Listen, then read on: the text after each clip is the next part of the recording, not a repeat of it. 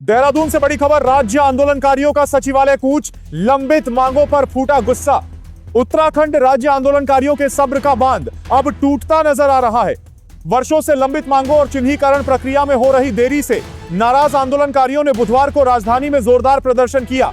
राज्य आंदोलनकारी मंच के बैनर तले सैकड़ों लोग गांधी पार्क में जुटे और वहां से सचिवालय की ओर कूच कर गए।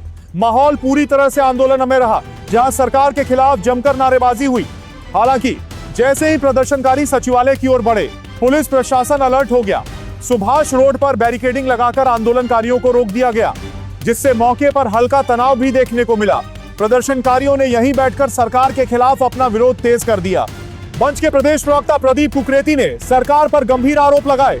उनका कहना है कि 5 महीने बीत जाने के बावजूद चिन्हीकरण प्रक्रिया में कोई ठोस प्रगति नहीं हुई है, न ही उम्र सीमा में कोई राहत दी गई और न ही 10% क्षैतिज आरक्षण के तहत योग्य बेरोजगारों को नियुक्ति मिल पा रही है।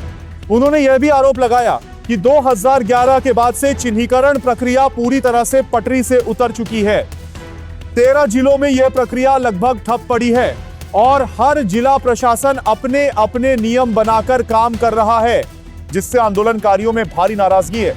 इतना ही नहीं, मंच ने सरकार पर उपेक्षा का आरोप लगाते हुए कहा कि पिछले 5 सालों से मुख्यमंत्री से मिलने का समय मांगा जा रहा है, लेकिन अब तक मुलाकात नहीं हो पाई है। इससे आंदोलनकारियों में आक्रोश और भी बढ़ गया है। ये सवाल अपने आप में खड़ा कर रहा है कि आपका या तो स्टाफ नकारा है या हमारी पीड़ा को आप जो है अनदेखा कर रहे हैं। कहीं ना कहीं सवाल खड़े होते हैं। ये रणनीति सिंपल सी होती है, वाजिब सी बात है। हम राज्य आंदोलनकारी हैं। हमने तिवारी सरकार में 15 आदमियों ने हमने जो है 4 शासनादेश लागू करवा दिए थे, लेकिन काम करने की शक्ति और आंदोलन करने की शक्ति दोनों के ऊपर निर्भर करता है कि हम किस हद तक कर सकते हैं, क्या हमारी मंशा है। और ऐसे ही सरकार का होता है, अगर करने की मंशा होती है तो 15 में भी काम हो जाता है, नहीं करना होगा 1000 आदमी लगा दीजिए।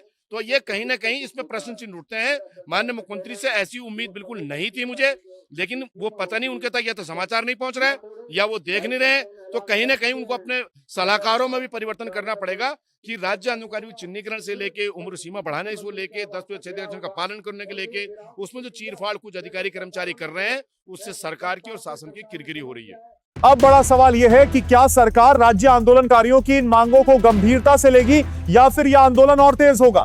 आप क्या सोचते हैं? क्या सरकार को तुरंत इन मांगों पर फैसला लेना चाहिए या नहीं? अपनी राय कमेंट में जरूर बताएं। नमस्कार।